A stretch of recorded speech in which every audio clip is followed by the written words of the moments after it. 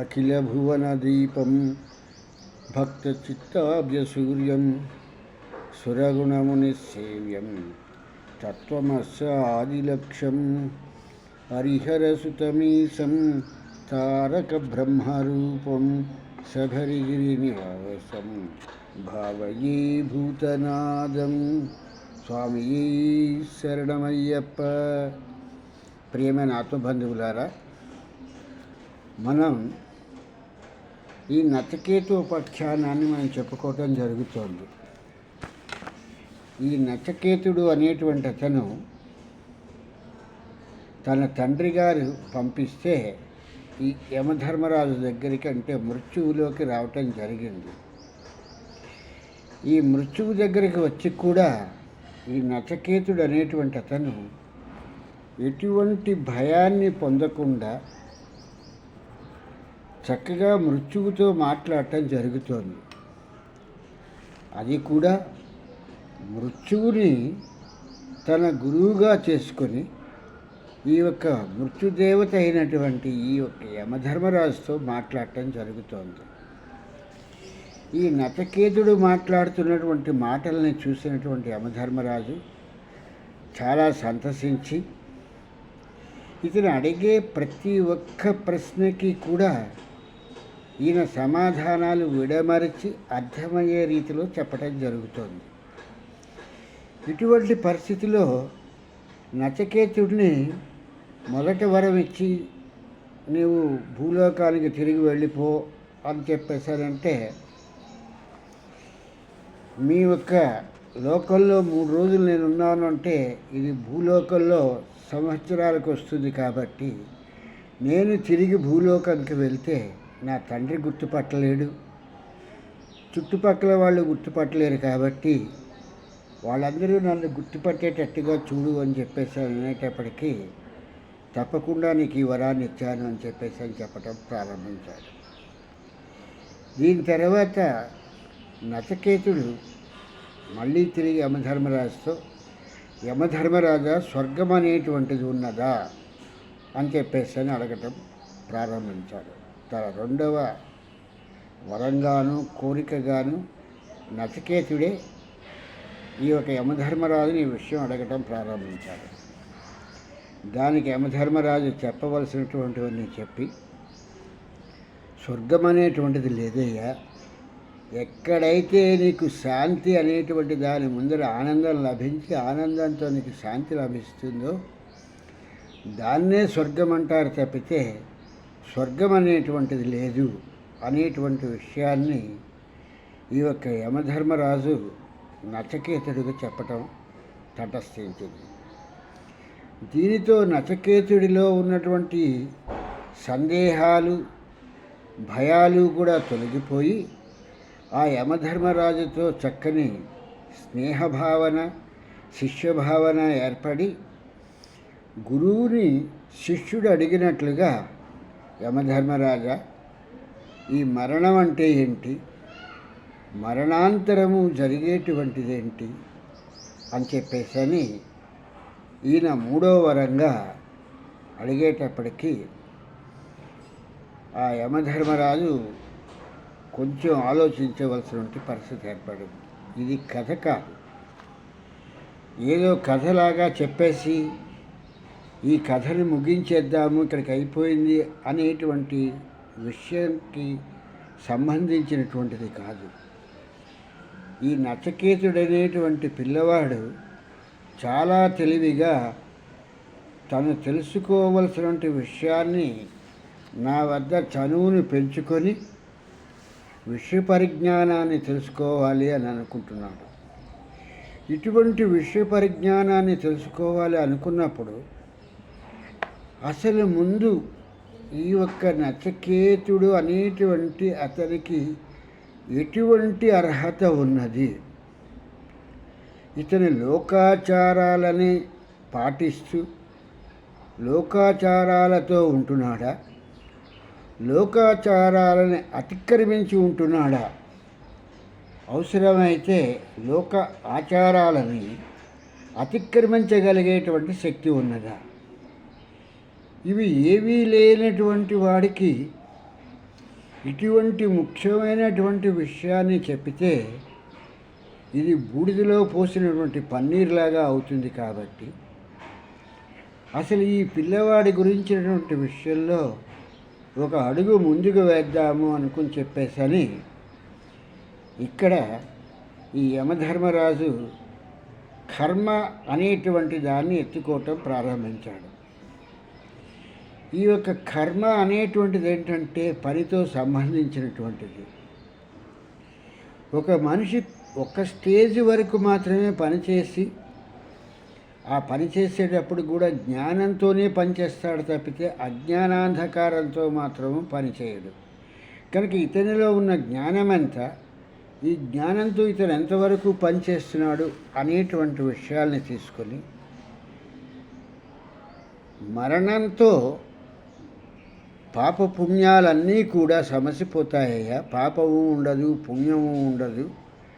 అవన్నీ కూడా పూర్తయిన తర్వాత మాత్రమే ఆ దేహంలో నుంచి నేను ఆ ఒక జీవుణ్ణి ప్రాణాన్ని నేను బయటికి తీసుకొచ్చేస్తాను తప్పితే పుణ్యం ఉండిపోయింది, పుణ్యం మూలంగా వాళ్ళకి మళ్ళీ ఇంకో జన్మలో ఇంకొక ఇది వస్తుంది అనేటువంటిది ఎవరు చూసి మాట్లాడారు?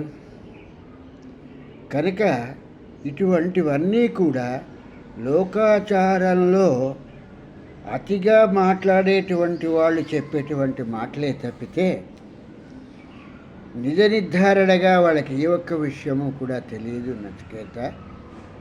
కనుక ప్రారబ్ధ కర్మ, ఆగామి కర్మ, సంచిత కర్మ అనేటువంటి ఈ పేర్లు చాలా అందంగా పెట్టుకుని వాళ్ళ పబ్బాన్ని వాళ్ళు గడిపేసుకుంటున్నారు, వాళ్ళ జీవితాన్ని వాళ్ళు గడిపేస్తున్నారు. వాస్తవం నీకు వచించాల్సి వస్తే నేను అసలు మరణదేవతగా వాళ్ళ దగ్గరికి రాకుండానే వాళ్ళు భయంతోనే వాళ్ళు చచ్చిపోతున్నారు. వాళ్ళ మరణానికి కారణం ఏంటంటే ఇంక అసలు నేను వాళ్ళ దగ్గరికి కనీసం వెళ్ళని కూడా వెళ్ళకుండానే మరణం వచ్చేస్తుంది అని కొంతమంది చనిపోతారు. కొందరు ఈ మరణము అనేటువంటిది అశుభమైనటువంటిది, ఇటువంటి మాటలు మాట్లాడరాదు, వినరాదు, కనరాదు అనేటువంటి పరిస్థితిలాగా తయారైపోయి దీన్ని మరణాంతరము ఏం జరుగుతుంది అనేటువంటి అసలు మరణం అనేటువంటి మాటే వాళ్ళు వినలేకపోతుంటే మరణాంతరము ఏం జరుగుతుంది అనేటువంటి దాని గురించి తెలుసుకునేంత ఇంత తీరుబాటు వాళ్ళకి ఎక్కడ ఉంటుంది? ఇటువంటి విషయాల్ని తీసుకుని స్వార్థపరులందరూ కూడా ఏదో కథలుగా చెప్పి చిలవలకి పలవలు అన్నట్టుగాను వాళ్ళకి తెలిసి తెలవలేనటువంటివన్నీ విషయాల్ని కూడా చెప్పి ఈ యొక్క సమాజాన్ని భయభ్రాంతుల్లో ఉంచుతున్నారు తప్పితే నిజంగా మరణాంతరము ఏమవుతుంది అనేటువంటి విషయాన్ని వీళ్ళు ఎవరైనా చూసారా? అంటే నీలాగా వచ్చి ఇక్కడ అడిగి తెలుసుకున్నటువంటి వాడు ఎవడూ లేడే. వీళ్ళు ప్రారబ్ధ కర్మ, ఆగామి కర్మ, సంచిత కర్మ అని చెప్పి పోనీ అక్కడికి ఆగిపోయారా అంటే అక్కడికి కూడా ఆగరు. ఈ కర్మల గురించి మాట్లాడేటప్పుడు ఈ యొక్క వచన కర్మని, ఆదాన కర్మని, గమన కర్మని, విస్తార కర్మని, ఆనందాన్ని కూడా కర్మ విభాగంలోకి తీసేసుకున్నారు. ఇలాగ కర్మ అనేటువంటి దాన్ని ఎలా తయారు చేశారంటే ఒక పెద్ద భూతంలాగా తయారు చేశారు. ఒక తల్లి ఒక పిల్లవాడు అన్నం తినకుండా మారాన్ చేస్తూ ఉంటే ఆ తల్లి ఆ పిల్లవాడిని భయపెట్టడానికి నిన్ను బూచాడికి ఇచ్చేస్తాను అని చెప్పని ఒక భయాన్ని ఆ పిల్లవాడిలో రేకెత్తిస్తుంది. నిజంగా బూచాడు వచ్చి అడిగితే ఇచ్చేస్తుందా? నేను వస్తేనే నాకు ఇవ్వటానికి ఆ తల్లిదండ్రులు జరుచుకున్నటువంటివి ఎన్నో కథలు ఉన్నాయి. మార్కండేయుడికి ఇచ్చినట్టు ఆయుర్దాయం 12 సంవత్సరాలే అయితే నేను ఆ ఒక్క మార్కండేయుడి దగ్గరికి వెళ్ళి అతని తాలూకు ప్రాణాలను తీసుకుందాం అనుకునేటప్పటికీ శివుణ్ణి పట్టుకుని ప్రార్థన చేసి తన ప్రాణాలను నిలబెట్టుకున్నటువంటి వాడు మార్కండేయుడు. అట్లాంటిది ఆ తల్లి నిజంగానే బూచికి ఇచ్చేస్తుందా? ఆ బూచి తీసుకెళ్ళిపోతుందా? ఇటువంటి ఆలోచన, ఇటువంటి జ్ఞానము అనేటువంటిది ఏ మాత్రము కూడా తెలివి లేనటువంటి ఈ మానవులు అనేటువంటి వాళ్ళు మాత్రమే చేసేటువంటి హంగామా కింద మాత్రమే లెక్కించాలి. మిగిలినటువంటి జీవరాశులు ఏవి కూడా ఇటువంటి వాటి జోలికి రావు. మరణాంతరం ఏమవుతుంది అంటే, ఒక బోయవాడు ఒక బాణం వేస్తే ఆ పక్షి మరణిస్తే తర్వాత ఏమవుతుంది అని అది అడగలేదు. వాడికి ఆహారం అవుతుంది, తన తాలూకు దేహాన్ని ఆ బోయేవాడికి ఆహారం కింద మారుస్తుంది. అంతే తప్పితే అది నా దేహం ఏమవుతుంది, నేనేమవుతాను అని చెప్పేటువంటిది మృత్యుదేవతను ఎక్కడా కూడా ప్రశ్నించలేదు. అలాగే పార్వతీదేవికి ఆ ఒక్క సహకరించి పార్వతీని ఆ పరమేశ్వరుడు వివాహం చేసుకోవాలనుకుని చెప్పేటువంటి దృక్పథంతో మన్మధుడు వచ్చి ఆ ఒక్క శివుడు తపస్సు చేసుకుంటూ ఉంటుండగా ఈయన తాలూకు తన మన్మథ బాణాల్ని ఆ ఒక్క శివుడి మీద ప్రయోగించేటప్పుడు ఆ అమ్మవారిని నేను ప్రశ్నించలేదమ్మా, నీకు సహాయం చేస్తున్నప్పుడు ఒకవేళ నేను మరణిస్తే మరణాంతరము నేను ఏమవుతాను అనేటువంటి విషయాన్ని కూడా ఆ ఒక్క మన్మధుడు ఆ పార్వతీదేవిని ప్రశ్నించలేదు. చివరికి ఆ ఒక్క దీనికి వచ్చేటప్పటికి అతను ఆ ఒక రతీదేవికి మాత్రమే కనిపిస్తాడు అనేటువంటి విషయంలో శివుడు వరం ఇవ్వటం జరిగింది. ఇటువంటి కథల్ని వీళ్ళు వినటము జరుగుతోంది. కానీ దాన్ని ఇంకా విపులీకరించాల్సి వచ్చినప్పుడు, సమయం వచ్చినప్పుడు దాన్ని విపులీకరించుకుందాము.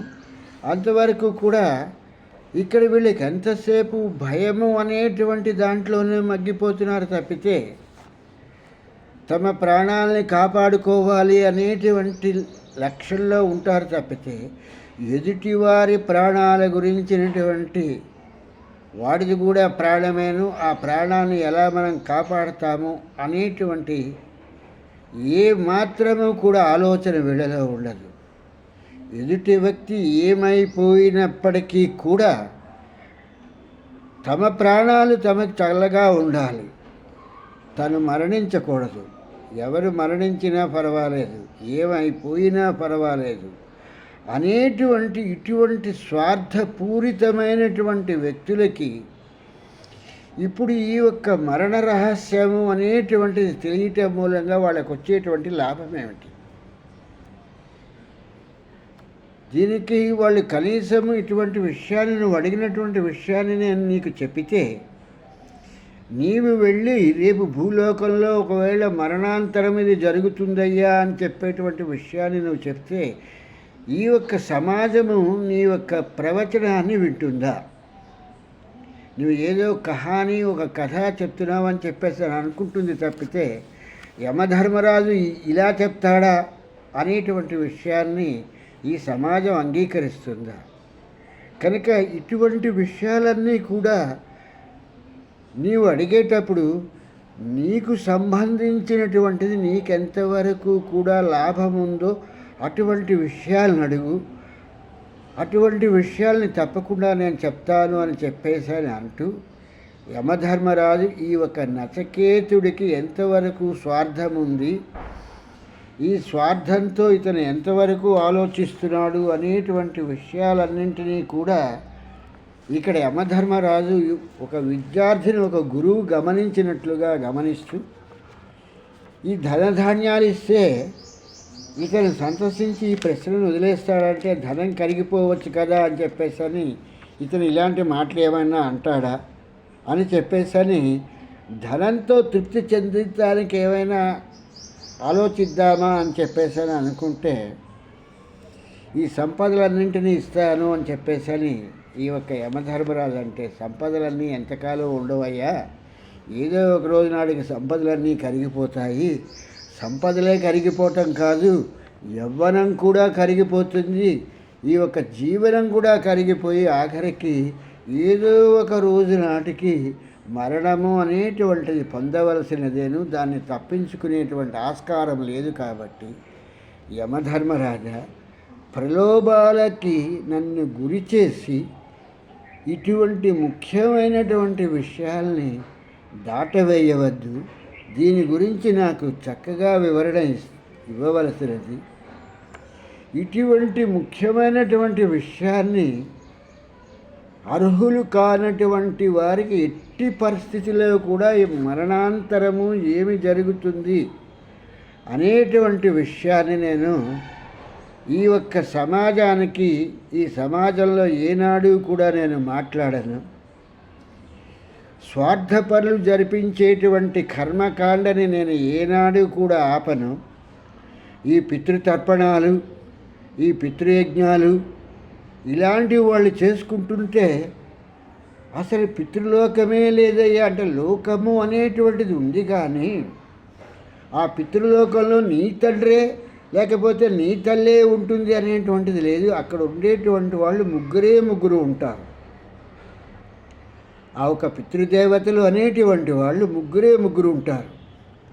ఆ ముగ్గురికి కూడా వీళ్ళ స్వార్థానికి ఎలా తయారు చేశారు అంటే, సమాజ స్వార్థంలో ఉన్నట్టుగాను కర్మకాండ అనేటువంటి దాన్ని ఏర్పాటు చేసి, ఒకళ్ళు బ్రహ్మస్వరూపమని, ఒకళ్ళేమో ప్రేతస్వరూపమని చెప్పి ఈ యొక్క మంత్రతంత్రాలన్నింటినీ కూడా వాళ్ళంతటా వాళ్ళే ఏర్పాటు చేసేసుకుని ఈ యొక్క పితృయజ్ఞం చేస్తున్నామని చెప్పేసరి చేస్తున్నారు తప్పితే, అసలు ఆ మరణించినటువంటి వ్యక్తికి కానీ, ఆ దేహానికి కానీ, ఈ పితృలోకానికి కానీ ఏ విధమైనటువంటి సంబంధ బాంధవ్యాలు లేవయ్యా. ఇవి బ్రహ్మ తన సృష్టిక్రమాన్ని ప్రారంభించినప్పుడు ఏకాదశ రుద్రుల్ని ఆయన సృజించి, ఆ తర్వాత మనువుల్ని, ఆ తర్వాత ప్రజాపతులను ఇలా సృజించుకుంటే, ఇలా సృష్టి చేసుకుంటూ ఈ పితృలోకము అనేటువంటి దాన్ని బ్రహ్మలోకానికన్నా ముందర ఒక లోకం ఉండాలి అనేటువంటి దృక్పథంతో పితృలోకము అనేటువంటి ఒక లోకాన్ని ఆయన సృష్టించటం జరిగింది తప్పితే, ఇక్కడ నిజం చెప్పాల్సి వస్తే ఇక్కడ ఎవరి తల్లిదండ్రులు కూడా ఈ పితృలోకంలో ఉండరు. వీళ్ళకి ఏ విధమైనటువంటి కర్మకాండలు కూడా లేవు. ఎందుకంటే సృష్టించేటువంటి వాడు బ్రహ్మ సృష్టించిన తర్వాత పోషణాభారం విష్ణువు తీసుకుంటున్నాడు, లయభారము శివుడు తీసుకుంటే, శివుడి తాలూకు నేను ప్రతినిధిగా నేను ఈ జీవరాశుల తాలూకు ప్రాణాలన్నింటినీ కూడా తీసుకుని బయటకు వచ్చేసి, మళ్ళీ ఈ యొక్క సృష్టి జరగాలి కాబట్టి సృష్టి క్రమానికి కావలసినటువంటి మూల పదార్థమైనటువంటి ఈ జీవరాశులన్నింటినీ కూడా మళ్ళీ తిరిగి బ్రహ్మ వద్దకు పంపించడం జరుగుతోంది. ఇక్కడ యాజ్ఞవల్కులు వారు చెప్పినట్టుగా జీవుడు జలంలోకి వెళ్తాడు అనేటువంటి దానికి వచ్చినప్పుడు, ఇక్కడ గ్రహించవలసినటువంటి విషయం ఏంటంటే, మూలకాలని నీటితో శుద్ధిపరిచి మాత్రమే వాటిని మూలకాలని కరిగించటానికి ప్రయత్నం చేస్తారు. అందులో ఉన్నటువంటి మలినాలన్నింటినీ కూడా తొలగించి వాటిని కరిగించి కావలసినటువంటి వస్తు రూపంలోకి తీసుకుంటారు. అదేవిధంగా జీవుడిని బయటకు వచ్చేసిన తర్వాత, జీవుడు జలంలోకి ప్రవేశించిన తర్వాత ఏవైనా దాంట్లో ఉన్నటువంటి గుణదోషాలు అనేటువంటివి ఏవైనా ఉన్నట్టయితే ఆ దోషాలన్నీ కూడా నీటిలో, ఆ ఒక్క జలంలో అవి పోతాయి. ఆ జలంలో పోయిన తర్వాత ఆవిరిగా మారి ఆ జీవుడు బ్రహ్మలోకానికి వెళ్ళటం తటస్థిస్తుంది. ఇది యాజ్ఞవల్కుల వారు చెప్పినటువంటి సిద్ధాంతం. కనుక ఇటువంటి ముఖ్యమైనటువంటి విషయాల్ని తెలుసుకోవాలంటే నీకు పరిపూర్ణమైనటువంటి విశ్వాసము అనేటువంటిది ఉన్నప్పుడు మాత్రమే ఈ యొక్క మరణాంతరము ఏం జరుగుతుంది అనేటువంటి విషయాలని నేను నీకు చెప్పటం జరుగుతుంది తప్పితే, ఏమాత్రము నీలో స్వార్థము అనేటువంటిది ఉన్నట్టయితే మరణాన్ని ఎలా ఎదుర్కోవాలి అనేటువంటి వాళ్ళు వీళ్ళందరూ కూడా చూస్తున్నటువంటిది. జీవరాశులన్నీ కూడా ఎలా చూస్తాయంటే మరణాన్ని ఆహ్వానించవు. ఎదురుకుండా వెళ్ళి మృత్యుదేవత నుంచి ఉంటే, ఆహా మృత్యుదేవత వచ్చేసావారా, నన్ను తీసుకెళ్ళిపో అని చెప్పేసని ఏ జీవరాశి కూడా మృత్యుదేవతకి తన శిరస్సు వంచి పాదాభినందనం చేయదు.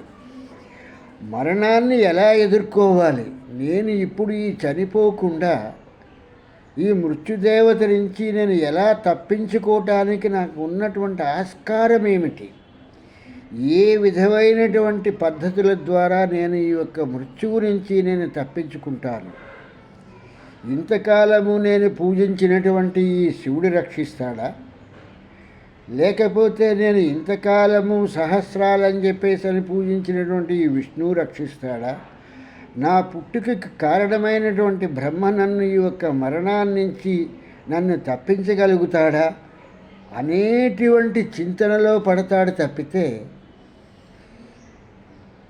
ఎవరూ కూడా మరణాన్ని ఇన్వెంటరీగా అన్నట్టుగా రా నన్ను తీసుకెళ్ళిపో అని చెప్పేటువంటి పరిస్థితిలో ఎవరూ కూడా ఉండరు. జీవితంలో అప్రమత్తత పాటించడం మూలంగా ఈ జీవితాన్ని చక్కగా తగిన రీతిలో గడిపేవాడు మాత్రమే భగవస్థితిని పొందుతాడు అంటున్నాడు ఒక దైవాంశ సంభూతుడైనటువంటి పండితుడు. అంటే ఎలాగైతే తన తాలూకు అప్రమత్తంగా మృత్యు వస్తుంది, అది ఎట్టి పరిస్థితిలో కూడా మరణము అనేటువంటిది రాకుండా మానదు. మరణం వస్తుంది కాబట్టి ఆ మరణం వచ్చే లోపల నేను ఎటువంటి పని చేసుకోవాలి, చేసుకుని ఈ యొక్క దేహానికి, ఈ ఆత్మకి, ఈ జీవుడికి, ఈ యొక్క ప్రాణానికి నేను ఏ ఒక్క అవకాశాన్ని ఇవ్వాలి, దేహమా ఇక్కడ వదిలిపోవటం జరుగుతుంది. ఇక్కడ చాలామందికి ఒక సందేహం ఏంటంటే ఈ యొక్క నచికేతుడికి చెప్తున్నటువంటి విషయము తెలిసి తెలవలేనటువంటి వాళ్ళు చెప్పేటువంటిది సూక్ష్మ శరీరము, కారణ శరీరము, యాతనా శరీరము అని ఇలాగ శరీరాల గురించి ప్రారంభిస్తారు. శరీరము అంటే దేహము, దేహం అంటే ఉపాధి. ఒక ఉపాధి రావటానికి జంతువుల్లో కానీ, దేవతల్లో కానీ, దానవుల్లో కానీ ఒక ఉపాధి అనేటువంటి ఒక దేహం రావటానికి దాని తాలూకు కాల పరిమితిని బట్టి అది ద్రవంలో నుంచి ఘనీభవించి అది అండము పిండముగా మారి, పిండము మామూలుగా ఈ యొక్క క్షీరదాలన్నింటికి కూడా పిండంగా బయటకు వస్తుంది, లేనటువంటి వాటికి అండంగా బయటకు వస్తుంది. అటువంటి పరిస్థితిలో ఒక దేహం రావటానికే ఇంత ప్రాసెసింగ్ అన్నట్టుగా ఇంత కార్యక్రమం జరుగుతున్నప్పుడు వీళ్ళు తెలిసి చెప్తున్నారో తెలియక చెప్తున్నారో అర్థం అవటలేదు. నచికేత కారణ శరీరం అంటారు, సూక్ష్మ శరీరం అంటారు. వీళ్ళు ఏవేవో వీళ్ళకి తోచినటువంటి మాటలన్నీ చెప్పేసి ఆ ఒక్క దేహానికి, ఆ ఉపాధికి వీళ్ళు ఏవేవో రకరకాలైనటువంటి పేర్లు పెట్టుకుంటున్నారు తప్పితే నిజంగా మృత్యుదేవత వాళ్ళు ఎదురుకుండా నుంచుంటే ఎంతమంది మరణాన్ని ఆస్వాదిస్తున్నారు. ఆ మరణాన్ని తప్పించుకోవాలనే కదా ఇప్పుడున్నటువంటి పరిస్థితులు, అంటే లోకమాన పరిస్థితులను తీసుకున్నట్టే ఇన్ని హాస్పిటల్స్ అన్నీ ఎందుకు వచ్చాయి అంటే మరణంలో నుంచి బయటపడి ఆస్తులు కరిగిపోయినా సరే ఈ ఒక్క జీవము అనేటువంటి దేహాన్ని ఉంచుకోవాలి అనేటువంటి తాపత్రయపడుతున్నటువంటిది. అంత తప్పితే నాకు మరణం ఆసన్నమైంది, నేను చక్కగా ఆ భగవన్నామ స్మరణ చేసుకుంటూ ఆ భగవంతుడిలో కలిసిపోతాను అనేటువంటి వాళ్ళు ఎంతమంది ఉన్నారు.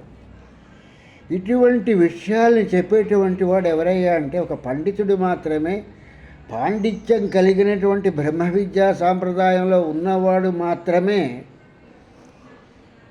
ఈ యొక్క మరణం సంభవిస్తోంది అని తెలియగానే చక్కగా తను ఈ యొక్క దేహానికి స్నానం చేయించి, ఈ ఉపాధికి స్నానం చేయించి తన మనస్సుని, బుద్ధిని, ప్రాణాన్ని, ఆత్మని వీటన్నింటినీ కూడా ఈ యొక్క పంచభూత తత్వమైనటువంటివన్నింటినీ కూడా ఏకీకృతం చేసి ఈ యొక్క భగవంతుడిలో కలిసిపోవటం అనేటువంటిది, అంటే ఈ యొక్క మృత్యుదేవతని పొందటం అనేటువంటిది జరుగుతుంది, మరణాన్ని పొందటం జరుగుతుంది. ఇది ఎంతమంది చేస్తున్నారు? చివరి వరకు కూడా వాళ్ళు పాకులాడి ఎలాగైనా సరే మరణంలో నుంచి బయటపడాలి అనేటువంటి పరిస్థితిలో ఉంటున్నారు.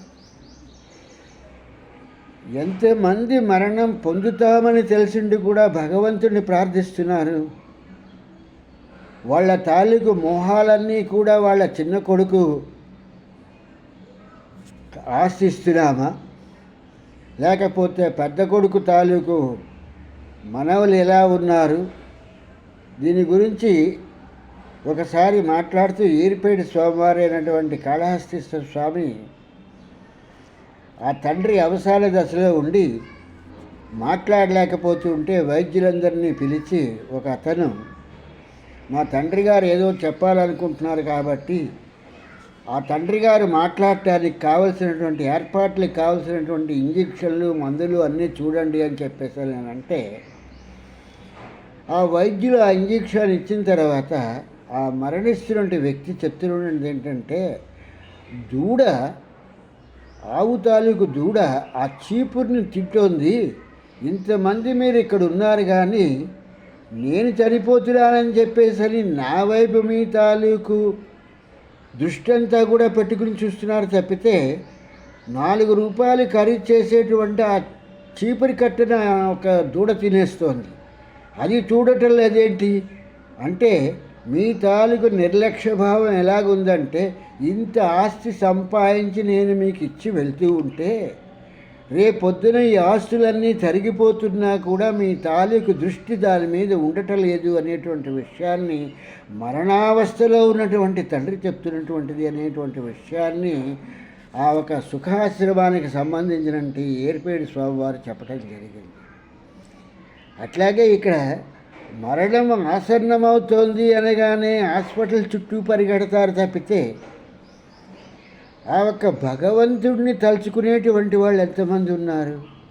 కనుక నచికేత, ఇక్కడ ఈ యొక్క ప్రశ్నకి నీకు జవాబు చెప్పాలి అనేటువంటి దానికి వచ్చేటప్పటికి దీనికి చాలా చెప్పవలసినటువంటి ప్రశ్న. స్వర్గం లేదని చెప్పేశాను, నిన్ను భూలోకానికి వెళ్ళిపో, నీ తల్లిదండ్రులు నిన్ను గుర్తుపడతారని చెప్పగలిగాను.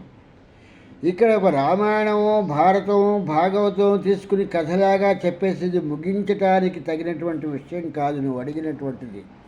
ఇది మరణాంతరము ఏమవుతుంది అంటే, మరణాంతరం మళ్ళీ సృష్టిక్రమం ప్రారంభమవుతుంది. ఈ మధ్య జరిగేటువంటిది ఏమిటి అనేటువంటి విషయాన్ని నువ్వు కూలంకషంగా తెలుసుకోవాలి అనేటువంటి జిజ్ఞాస నీలో ఎంతవరకు ఉంది? ఈ కోరిక, ఈ కోరికలని నీలో చూసిన తర్వాత మాత్రమే నేను దీనికి సమాధానం నీకు చెప్పగలుగుతానయ్యా అని చెప్పేశాను. ఈ ప్రకారంగా యమధర్మరాజు నచికేతుడికి ఈ యొక్క మరణాంతరము ఏం జరుగుతుంది అనేటువంటి విషయాలన్నింటి గురించి కూడా మాట్లాడుతూ, ఆ వెంకటనాథుడి అనుగ్రహంతో జ్ఞానులైనటువంటి వారికి మాత్రమే అర్థమయ్యేటట్టుగా, అజ్ఞానుల గురించి అవసరం లేదు, జ్ఞానులకి మాత్రమే అర్థమయ్యేలాగా మరణాంతరము ఏమవుతుంది అనేటువంటి విషయాన్ని యమధర్మరాజు నచికేతుడికి చెప్తే, నచికేతుడి ద్వారా మనందరం కూడా తెలుసుకుందాం అనుకుంటూ స్వామి శరణం, స్వామి శరణం, స్వామి శరణం అయ్యప్ప.